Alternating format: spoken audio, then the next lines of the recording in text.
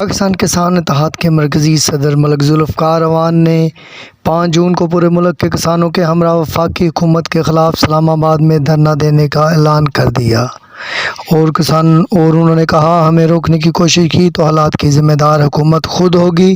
مزید تفصیلات جانتے ہیں شمعون نذیر سے۔ جی شمعون نذیر، تفصیلات سے آگاہ کیجیے گا۔ جی بالکل، پاکستان کسان اتحاد کے مرکزی صدر ملک ذوالفقار عوان نے 5 جون کو پورے پاکستان کے کسانوں کے ہمراہ وفاقی حکومت کے خلاف اسلام آباد دھرنے کا اعلان کر دیا۔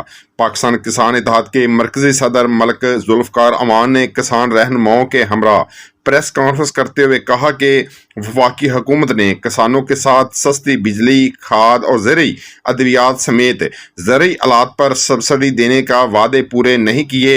وفاقی وزراء نے ہمارے ساتھ تحریری معاہدہ کیا جس پر عمل درآمد نہیں ہوا، جس وجہ سے ہم پورے پاکستان سے لاکھوں کسانوں کے ہمراہ 5 جون کو اسلام آباد دھرنا دینے جا رہے ہیں۔ ہمارا کسی سیاسی جماعت سے تعلق نہیں، ہم اس ملک کے حقیقی وارث ہیں۔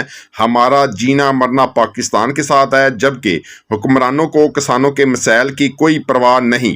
کسان رہنماؤں نے کہا کہ ہم 5 جون کو سروں پر کفن پہن کر اسلام آباد دھرنا دینے جائیں گے۔ اگر کسی نے روکنے کی کوشش کی تو حالات کے ذمہ دار وفاقی حکومت ہوگی۔